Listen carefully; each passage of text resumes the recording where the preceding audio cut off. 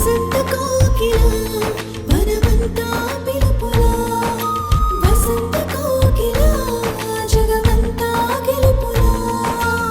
ఆకాష్ గురించి మనం మాట్లాడింది వినలేదని సంబరపడేలోపు హాస్పిటలు డాక్టరు అని బాంబు పేల్చేశాడు. పాత డాక్టర్ అంటే ఆయన్ని బ్రతిమాలో బామాలో ఏదో ఒక విధంగా మేనేజ్ చేశాను. ఇప్పుడు వీడు ఏ డాక్టర్ దగ్గరికి తీసుకెళ్తాడో ఏమో.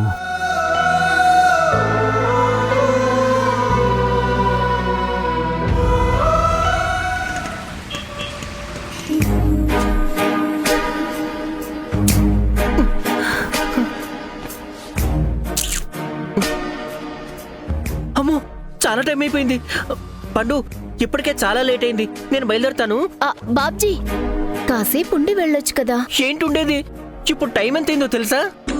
ఎంతో కొంత. ఇంట్లో పెళ్ళాం పిల్లలున్నట్టు ఎందుకు పరిగెడుతున్నావు? బ్యాచులర్ గాడివే కదా. ఎంత బ్యాచులర్ అయితే మాత్రం చీకటి పడిన తర్వాత ఒక అమ్మాయితో ఉండటం మహా పాపం. నేను వెళ్తాను. బాబ్జీ, ఆగొచ్చు కదా. నేను వెళ్ళాలి పండు. బాబ్జీ, నువ్వుండిక్కడే.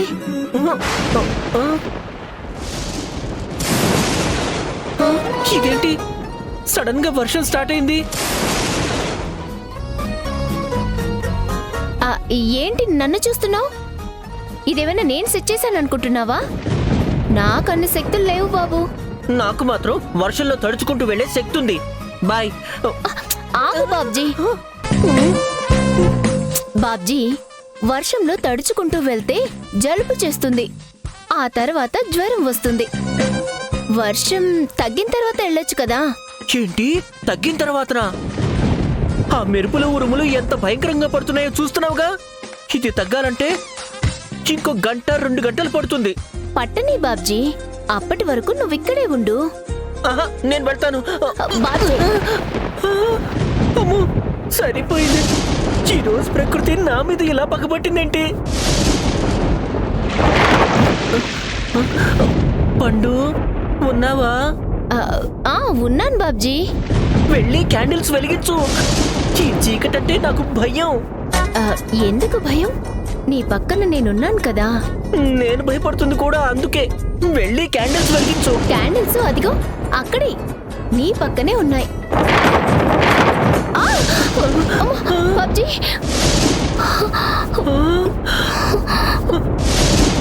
బాబ్జీ. పండు, ఏంటిది? నన్ను వదులు. లేదు, వదులు. నీకు చీకటంటే భయం, నాకు పిడుగులంటే భయం. ఎక్కడో పిడుగు పడితే మీరు నా మీద పట్టడం అస్సలు బాలేదు. లేండి, వదలండి. వదులు.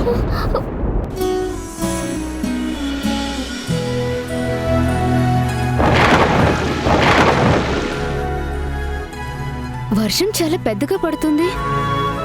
పాపం బాబ్జీ తడిసిపోకుండా ఎక్కడో ఆగిపోయి ఉంటాడు. బాబ్జీ వచ్చేలోపు రూమ్ ని అందంగా రెడీ చేస్తాను.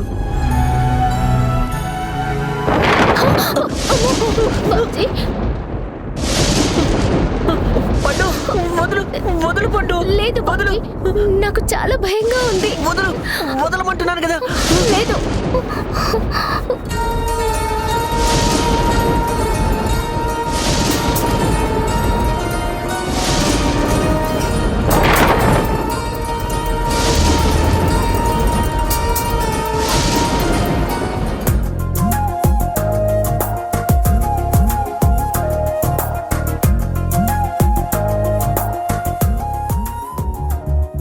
ఇప్పుడు పర్ఫెక్ట్ గా శోభనం గది లుక్ వచ్చింది. బాబ్జీ డెకరేషన్ చూసి ఇది మన ఇల్లా కాదా అనుకుంటాడేమో. ఆ వర్షం కూడా మా మూడికి బాగా సెట్ అయ్యేలా ఉంది.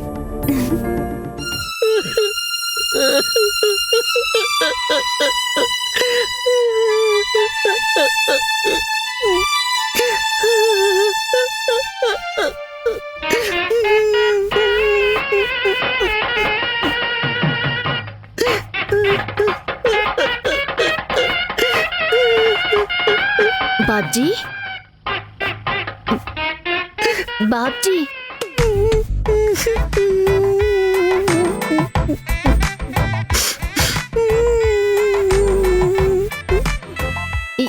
ఏమైంది బాబ్జీ? ఎందుకు ఏడుస్తున్నావు?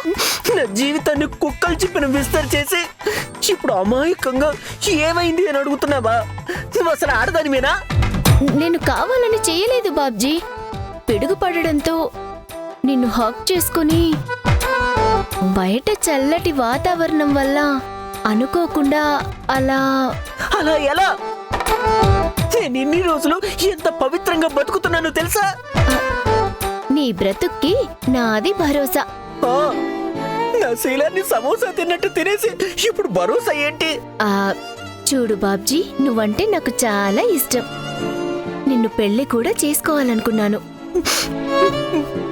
కానీ పెళ్లి కాకుండానే ఇలా జరిగిపోయింది. అంటే నీకు ఇష్టం ఉంటే సరిపోతుందా? నా అభిప్రాయంతో సంబంధం లేదా? ఏ తప్పు లేకపోయినా నా వల్ల యాక్సిడెంట్ అయిందని జాలిపడి రావటం నా జీవితంలో నేను చేసిన అతిపెద్ద తప్పు. ఇప్పుడు దాని ప్రతిఫలమే ఇదంతా. మీకు దండం. ఎప్పుడో విరిగిన మీ కాలుకి రాత్రి పడిన ఆ పిడుగులకి పెద్ద దండం. ఆగు బాబ్జీ, ఇంకా వర్షం తగ్గలేదు.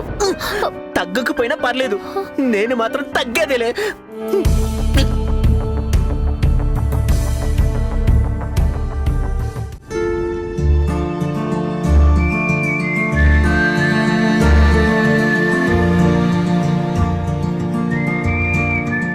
ఆహాహా, భార్య తన చేతులతో బెడ్ సర్దుతూ ఉంటే ఆ కిక్కే వేరు. కిక్కు లేదు, లక్కు లేదు. పడుకునే బెడ్ నీట్గా అందంగా ఉంటే నిద్ర బాగా వస్తుందని చెప్తారు. బెడ్ ఉన్నది నిద్రపోవడానికి మాత్రమే కాదు డార్లింగ్. ఎప్పుడైతే ధ్యాస మీకు? ఆ, అరే ఏం చేయను మరి, నీ అందం అలాంటిది.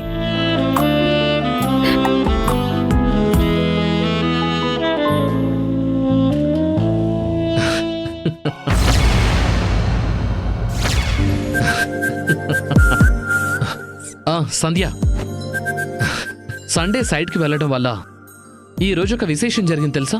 ఏంటండి అది? ఈరోజు సూర్య తన వైఫ్ ఫోటో తీసుకొచ్చాడు. నాకు చూపించాలని తన వైఫ్తో సెల్ఫీ తీసుకున్నాడు. మీరు చూసారా? అంత అదృష్టం మనకెక్కడిది. ఏమైందో తెలియదు కానీ పాపం ఫోటోలు మొత్తం డిలీట్ అయిపోయాయి. నాన్న డిలీట్ చేసిన ఫోటోలు మీరెక్కడ చూశారో అని భయపడ్డాను. చూడనందుకు నేనెంత డిసప్పాయింట్ అయ్యానో, చూపించనందుకు సూర్య అంతకన్నా ఎక్కువ హర్ట్ అయ్యాడు. సూర్య వైఫ్ ఎవరో గాని చూడాలనుకున్న ప్రతిసారి భలే మిస్ అయిపోతుంది. ఏదో ఒక సండే సూర్య కూడా చెప్పకుండా డైరెక్ట్గా వాళ్ళ ఇంటికెళ్ళి షాక్ ఇస్తాను.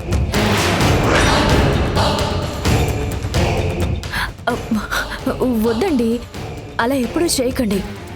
ఎందుకు? అంటే అది సూర్య వైఫ్ వారానికి ఒక్కసారే వస్తుందని చెప్పారు కదా. అలాంటి రోజున మీరు వెళ్తే పాపం డిస్టర్బ్ అవుతారేమోనని. ఓ, అది కూడా నిజమే కదా. సరే వెళ్ళంలే. నేను కూడా మన ఫోటోని సూర్యకి ఫోన్లో చూపిస్తాను.